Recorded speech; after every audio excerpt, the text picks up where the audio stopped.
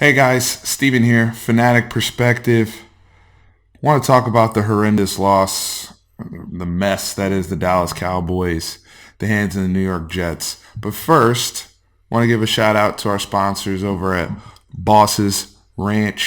I have the Boss's Red River Ranch flavor. It is delicious, guys. We've gotten amazing feedback from everybody we recommended it to so far from our Texas Longhorns content. We will be featuring this on our Cowboys videos as well. Really excited to be partnering up with Boss's Red River Ranch. They are featured at your local HEB in the cold produce section. Pick up a bottle.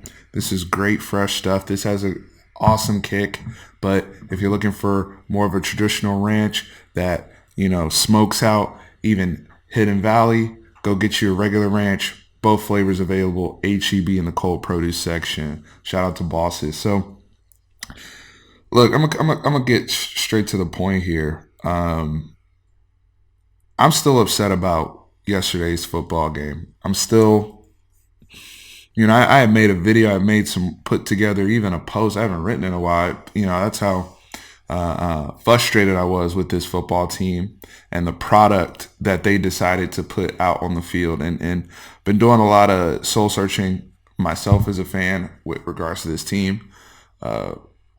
Going online and following other, all the great YouTube content we see out there, whether it's Vach or Cowboys Nation or all the guys that we all love and follow. And it was a lot of finger pointing across the board. The question is, where does where do the fingers need to be pointed? It's Jerry's birthday. You're 3-2. You have a game against the Eagles next week. You're assuming you go to 4-2. Get a little bit of momentum, get some things corrected, and get off, back-to-back losses. And instead, it's more of the same in so many different regards. And we'll talk a little bit about the game. But really, guys, big picture, this team is overrated, and this team is not as good as you hear the things about Pro Football Focus says this is the most talented roster. I personally don't see it. And yes, it's really easy to look at the coaching staff and immediately place blame on them. I think the finger pointing from an offensive standpoint and some of the decisions that get made, as well as their early game scripting, is very poor. We recognize that. When you look at the defensive game plan, the lack of player development, the regression you're seeing with certain guys on that side of the ball, the disappearance of star players on that side of the ball, and then also a meshing of concepts that seems to be an issue for everybody involved defensively. So, I actually want to start there because the offense at least was incredibly shorthanded for a big part of this, for this game, right? So, but on the defensive side of the ball, at least coming into the game, we're pretty healthy. And the performance they put forth against a quarterback who's in Sam Darnold, who is very talented and does ignite the Jets offense. And before I even get into that, congratulations to the New York Jets. My dad, who is a Jets fan, my buddy James Fagan, who's a Jets fan, my buddy Jeff Spriggs, who's a Jets fan that I went to Howard with. Those are the only three Jets fans I know in my life. So to the three of you, Dad, James, Jeff, congratulations on the win. Well deserved. So Sam Darnold, yes, he's talented. I liked him coming out of USC. I saw him as a Texas fan. He's been off for a month. He's got the mono thing going on. He's probably not 100% healthy. Who knows how much practice and whatnot. And our game plan for this man seemed to put him at ease. We don't seem to give him any type of exotic looks. We don't seem to do anything uncharacteristic. You even hear him comment after the game that we did everything he expected. We gave him a single high look, and then we go to, two-man over the top. And those are the only two looks we really show. And everything else he was pretty much able to diagnose outside of some of the issues he had when he got into the red zone. But other than that, we don't show anything exotic. We don't make people think at the line of scrimmage from a defensive standpoint, just in terms of our alignments or showing anything. You look at what the Jets were doing to us on the offensive side of the ball. Some of it like an amoeba type of look. Not really sure where guys are coming from.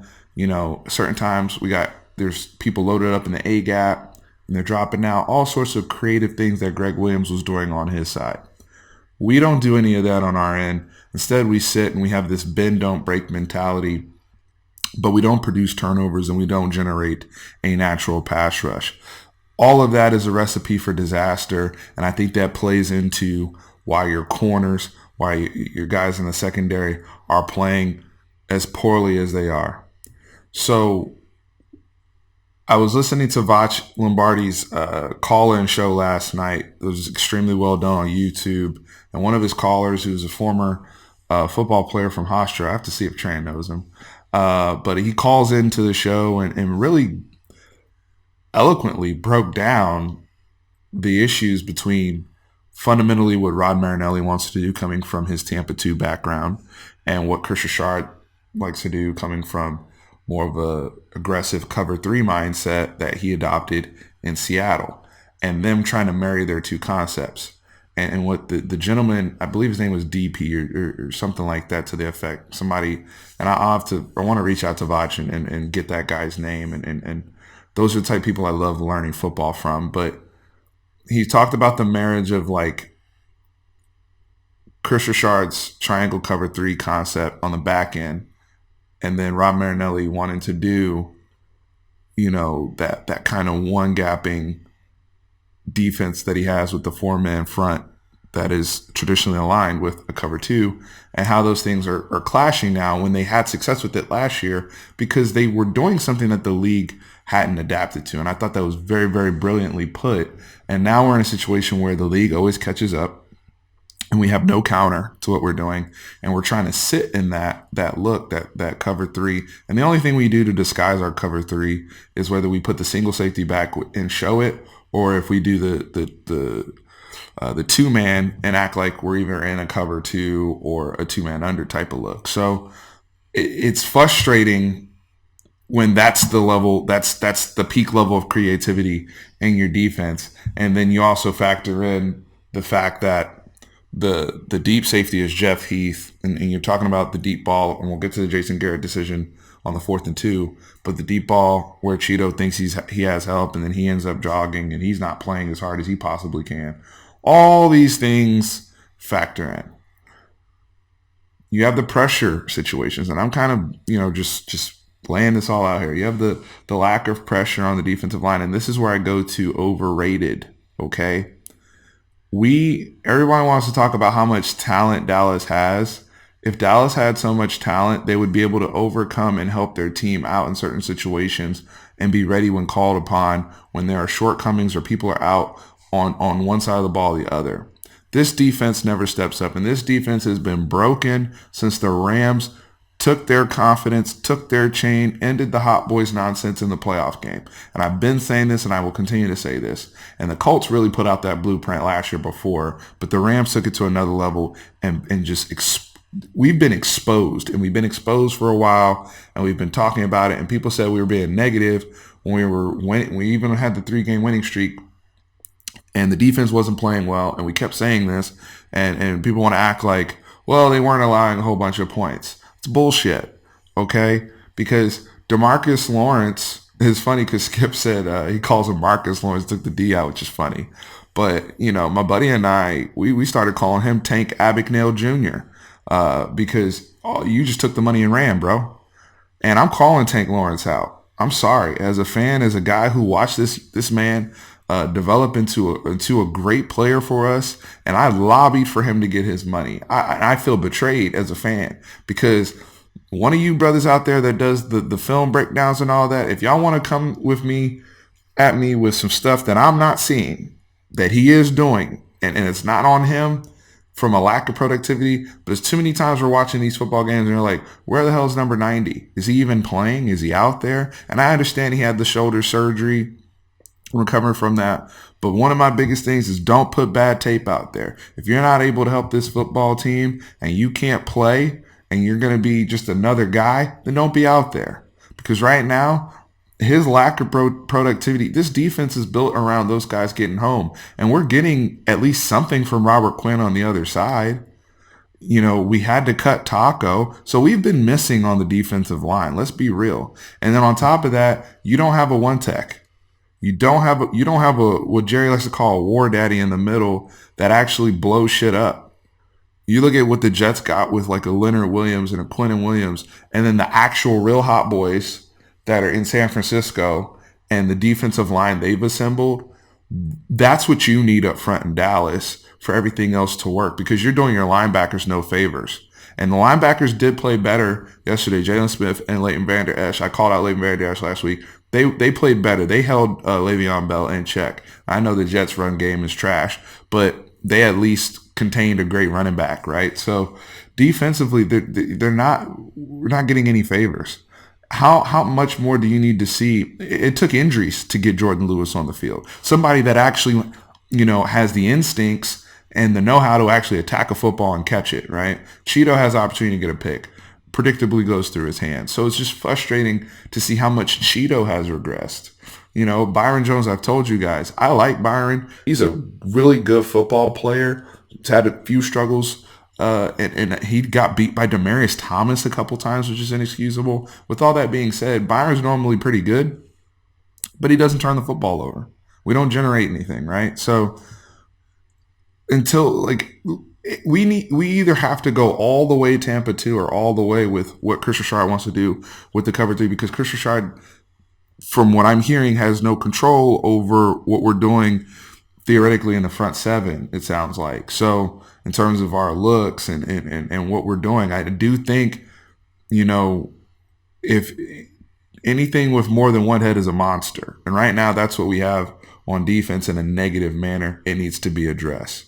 I started with the defense because I put a lot of this football game on their shoulders. Look, from an offensive standpoint, you're missing both your left and your right tackle. You lose Amari Cooper after the first catch. Randall Cobb is out. It's a lot. And then of course, predictably, whether it's the media, whether it's Cowboys fans, and I'm so sick of Cowboys fans. I can't.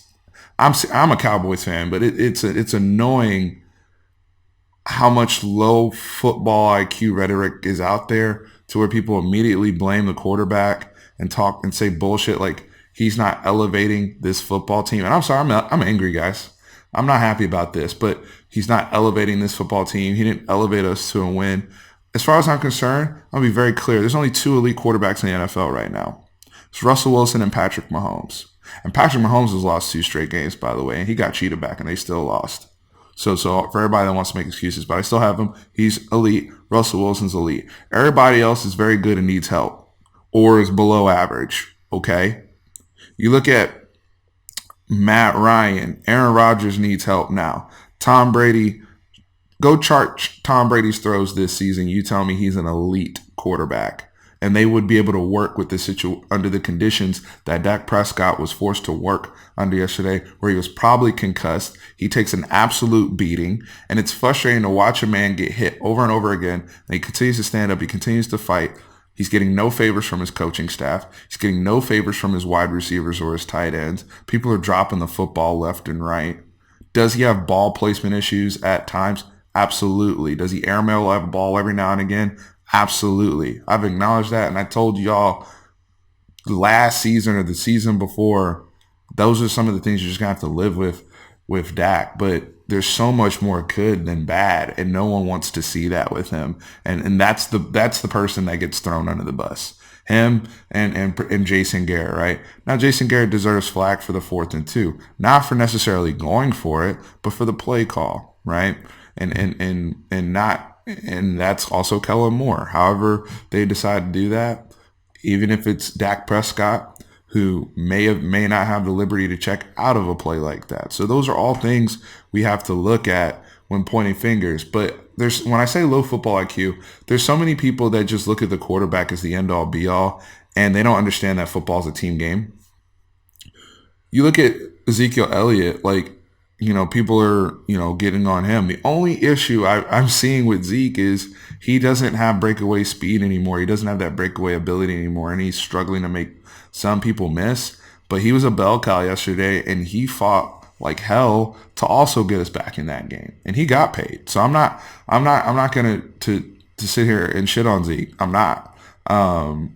Now, would he have broken in 2016 that counter that we ran earlier in the game? Would he have broken that off for like a 70-yard touchdown run? Yes, I do. I do believe that. And in today's offense, it's a now 13-yard game, which is why I think we need to factor in Tony Pollard more into our offensive game plan to kind of give us that thunder lightning type combo.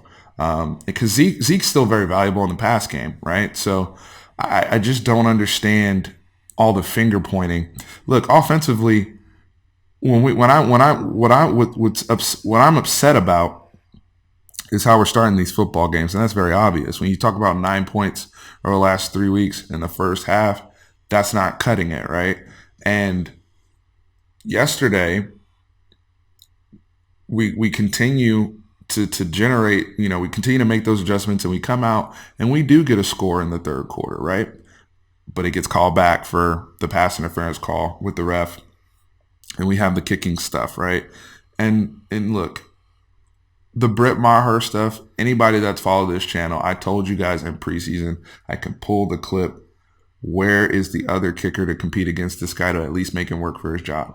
Season starts, I said, hey, that kicker's still shaky, even when we were winning the games. That kicker's still shaky. I try to look at another veteran leg or somebody out there to bring him in. My buddy hits me up and says, hey, Steve, there's not 32 good kickers in the league, just like there's not even maybe 20 good tackles in the league. So who else are you going to get? But the Cowboys seem to be enamored by his leg more than his accuracy. Like that 62-yarder, they'll use that, but the fact that he can't consistently hit 30 to 40-yard field goals is a significant issue, and it's costing us. Like, I don't even know if we would have been able to recover. Granted, we're in the onside kick situation where you have literally a 0% chance now with the new rules to recover onside kicks, but we don't even get the opportunity in Green Bay because he misses what is essentially an extra point. He misses a 40-yarder yesterday. These are things that can be corrected by the staff in terms of going out and getting somebody else. Because look, when we were winning back in the day, when I was really, really young and Jimmy Johnson days, dudes like that would have got cut, man. And it's time to start shaking things up in this organization and actually holding people accountable and saying enough is enough. We're going to turn things around. Now, the beauty of it is the Cowboys do have an opportunity to turn things around. As grim as things seemed yesterday and as embarrassed as we all were yesterday, losing to a winless team, you still have your divisional rival in the Philadelphia Eagles coming up where you can gain sole possession of first place, go into a bye, get healthier, and clean things up. Me personally, I would actually hold out Amari Cooper this week. I'm going to tell you that right now on Monday. I don't like some of the soft tissue stuff I'm hearing with him. Give him time to get that cleaned up. I know we need him against the Eagles, but if it's going to, hinder his health for the rest of the season, in my opinion, with the bye afterwards, it's not worth it. I would hold out Amari Cooper this week, my personal opinion. But look, Dak Prescott, to me, is still playing very, very well, and I'm glad Tony Romo was on that broadcast. For those of you Romo-sexuals out there who live by the book and the gospel of Tony Romo, you heard it from his words himself, right? About the improvements he's seeing, about the leadership qualities. And there was something else he threw in there about this team without Dak Prescott would be in a much, much worse place. Tony Romo said that. And that's his own personal audit on what's going on. And you notice a lot of Cowboys weighing in because, again, Jerry's birthday, Jason Garrett, who at this point, it is what it is with him. He doesn't have a contract after this season. So whether you fire him now or at the end of the season, because look, where I'm getting to with all of this, and I'll end the video here, we're not going to do anything in the playoffs because we don't have the talent that people think we do to solve the issues of the things that have gotten us beat in the past. Because the offense, in my opinion, with the progress that Dak has made, the fact that you still have Zeke when the offensive line's healthy and if the wide receivers and the tight ends are healthy, the offense will put up points. But we've seen the offense put up points in playoff games. We saw them put up 31 points in 2016. This team won't win anything until the defense gets right, until you actually have the way that San Francisco is building it, because they also were down 2 tackles yesterday, but their team stepped up. They play complementary football when based upon the situation that their team is in. You even saw that with Pittsburgh on Sunday Night Football yesterday. Third string quarterback. Defense is like, look, we got to step up and try to get a score on defense. What are some things we can do to amp up our running game? Even though Jalen Samuels is not playing and we're down to James Conner and Benny Snell. Like, what are some things we can do to help out a Devlin Hodges in his first start on national TV? And they did that beautifully. But that's good coaching by Mike Tomlin. That's good coaching by Kyle Shanahan. So these things need to be evaluated. I just wanted to get my thoughts out there because no matter what comes of this, we're gonna turn things around. I do believe that. I do think because there is talent on the offense, but defensively the talent is not there. Defensively the talent is overrated. And when your defense is led by Tank Abagnale Jr.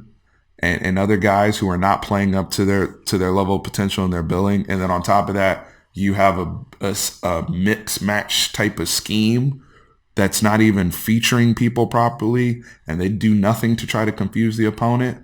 What are you going to do in the playoffs? What are you going to do when you have to go back to New Orleans or you have to play Green Bay again? It's rinse and repeat, do it over again. You're going to lose. So, guys, that's all I got. I may or may not come back with prep on the Eagles. We'll see how I feel, but very frustrated with this effort. Peace.